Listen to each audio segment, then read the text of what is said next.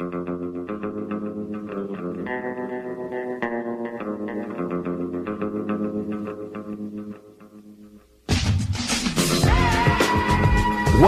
Talk 1600. You're catching the drift. Conservative talk. Intelligent conversations on local, state, and national issues with Gary Wellings, chief editor of the Current newspaper and Current Online.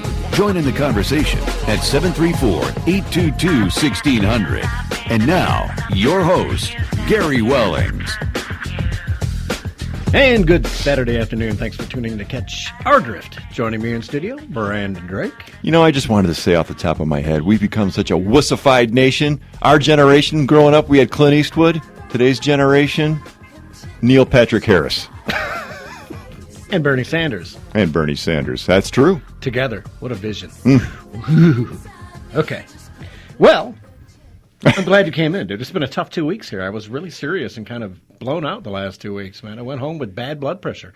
So I'm glad you came in. 3 weeks in a row might have put me over the edge. You know, with Wisconsin. Yeah, you do fine without me. Big primary coming Tuesday. Yeah. And it looks like most of the polls are got Cruz up top. Wisconsin's kind of an odd state anyway. You know, my one nephew went to Madison, University of Wisconsin, right? Yeah, radical leftist stronghold there. He's pretty leftist kid, at least he was when he graduated. And that's my nephew, Cameron. He's out there. He's actually in Turkey right now. Imagine that. He's not hooking up with the wrong people, I hope. I just hope every time I hear something going on in Turkey, I'm like, I wish he'd come home. You know, get out of there. Or maybe we wish he won't come home, if you know what I'm saying. Well, what's another? what's a few more leftists in the house? No, what's a few more? Leftists in the house. I'm insinuating. I hope he's not converting. Oh no, no, he's a good Catholic boy. Catholic. Yes.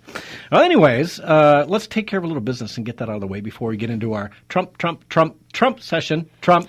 I'm waiting for the lines to let up there. Hello. Trump. She talks like a truck driver. That's where did that come from? Let me tell you something. Okay, let me get through this sponsor so we can move on. We have to do that first. Yes. Our sponsor this half hour, Burroughs Roadhouse on Brighton Road. It's in West Brighton or Genoa Township, they might like to call it. They do a comedy hour, or not like more than an hour. It's a comedy, Fridays and Saturdays. Great little comedy show. They got great food.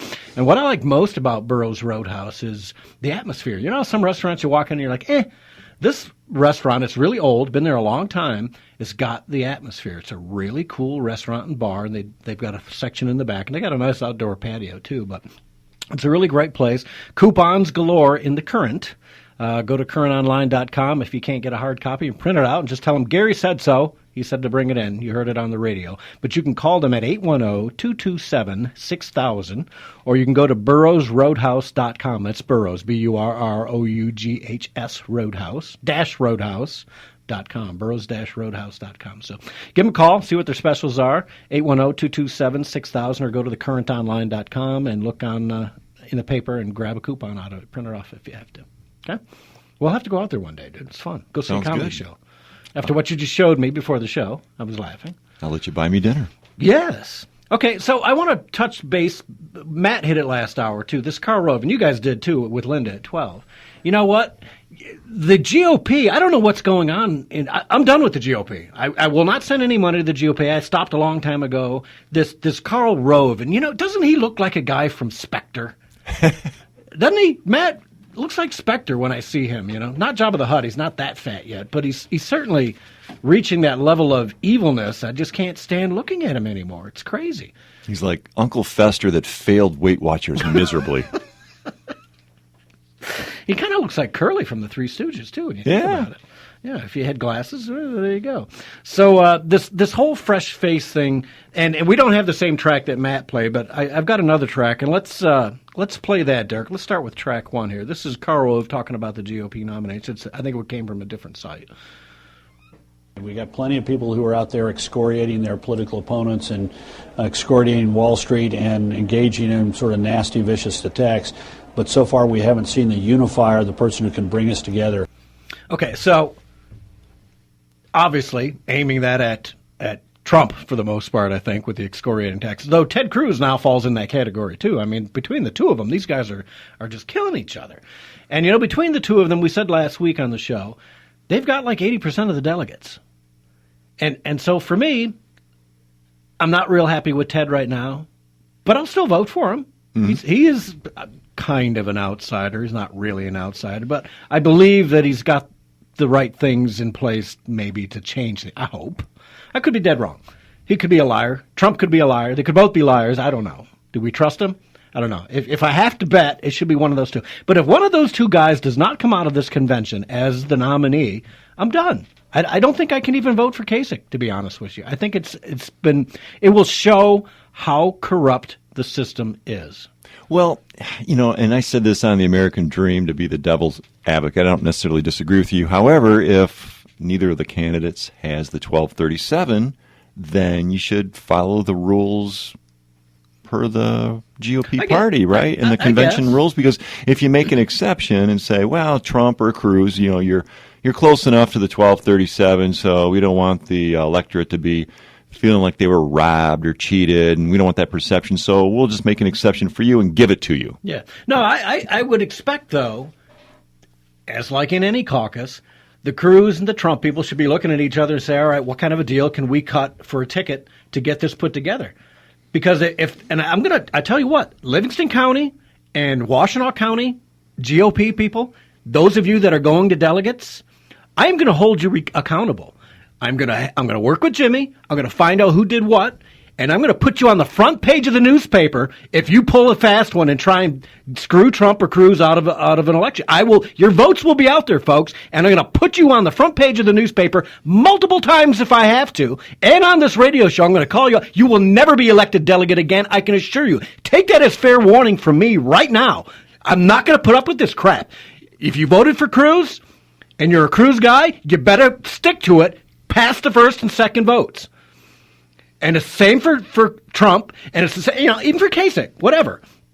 If you are going as a delegate, you better stick to your guns until you can no longer stick to your guns. Otherwise, I'm going to embarrass you publicly, not only on this radio show, but on the front page of the current newspaper. Okay, that's 24,000 copies of your nasty name if you turn out to be a lying, stinking hypocrite. And I'm serious about this. So, Jimmy, if you hope you'll call in today, give those guys fair warning. GOP Washtenaw, GOP Livingston, bear yourselves witness right now, my friends. I will take care of you publicly and shame you in the newspaper. And that you can take that to the bank. I'm not going to put up with this crap. I've got a little bit of say, and I'm going to take every advantage of it. So you're insinuating that if Kasich walks out with the nomination, you're going to be a little perturbed? Oh, yes. Oh, yeah. I mean, come on. At this point, I know... there was a time when Trump and Cruz people were either or. Most of us. I mean, some of us still are, but most of us were now that's gotten very divided. There are a lot of the never Trumps, the never Cruz, and blah, blah, blah. Yeah. It's all garbage. Right. You know what I mean? If you're good with one, you should be at least half-heartedly good for the other guy. Whether you like them or not, doesn't matter. They both they're your best options, is what I'm saying. And I tell you what, if there's shenanigans going on from the delegates in this state, I can't do anything about the rest of and I can only do it in these two counties here, but I'm going to publicly shame any delegate who tries that kind of bull crap. And that should tell the leadership of the GOP in Washtenaw and the GOP leadership in Livingston County, you're going to mess with the wrong dog, because I will make sure you're done. I'll make sure you get no more money. How do you like that? Now, what are your thoughts on the polls that show Trump getting killed in the national election general election against Hillary Clinton? I think those are garbage. Way too early. Yeah, number one, here's the first thing. People like what Donald has to say. They may not like him. You're not hiring a friend. You're not hiring somebody you're supposed to like. And I think most of America is this way. I don't care if I like him or not. I want the guy who's going to do it. They may be embarrassed to talk to people in public. And so I run into this all the time.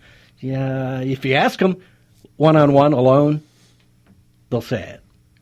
Publicly, they'll say what? Yeah, they'll say they like Trump, okay. And they're going to support Trump. I think those favorability polls are garbage.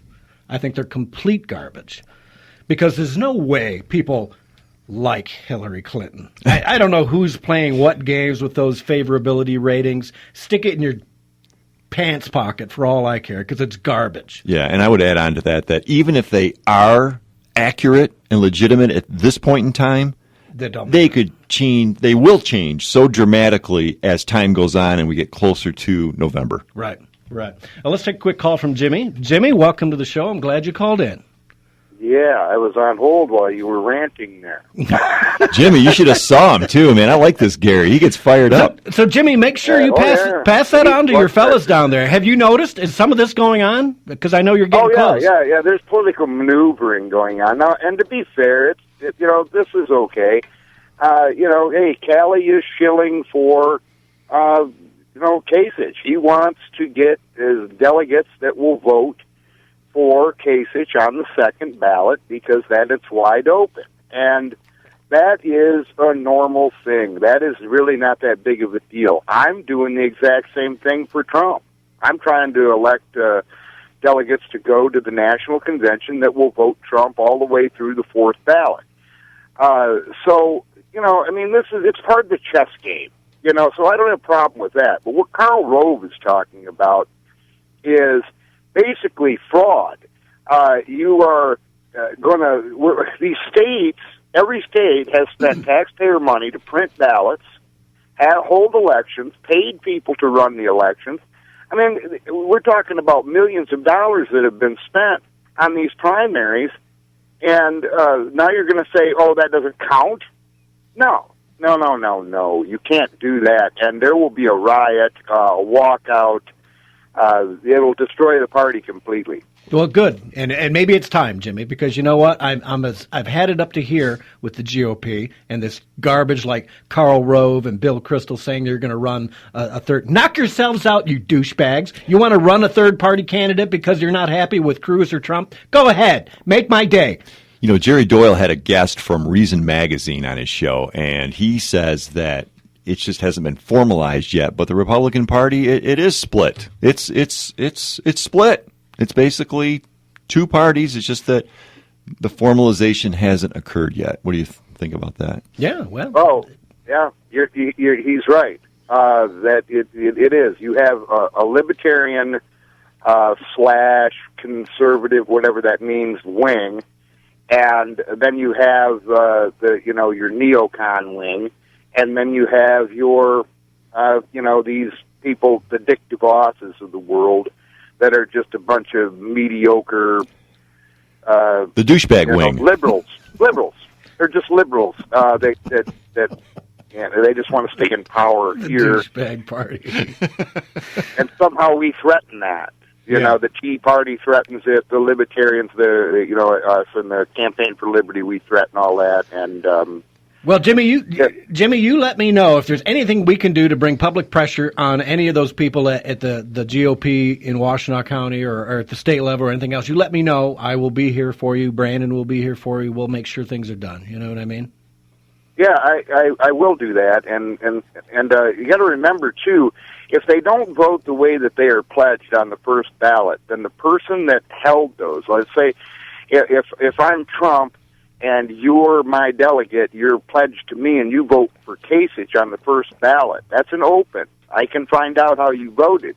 You didn't vote for me. I can sue you personally. Oh, good. Well, good. Yeah, that's what I found out. Okay, so make sure I have those lists, Jimmy, because I will hold those people personally accountable as well. Well, I'll definitely give you the list of the delegates that are going from the 7th District, because I'll be at the caucus on Friday night to elect.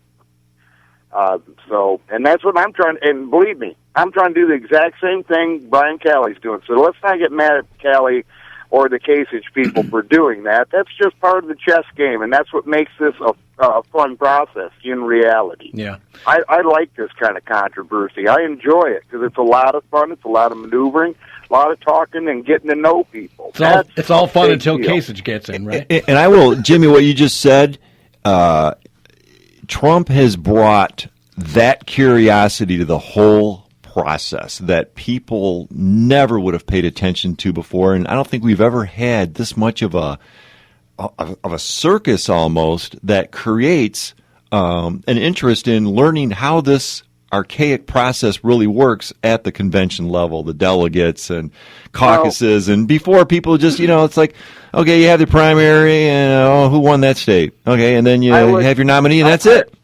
I have to correct you on that. Ron Paul actually started it. I mean, that's how we got involved in it, and that's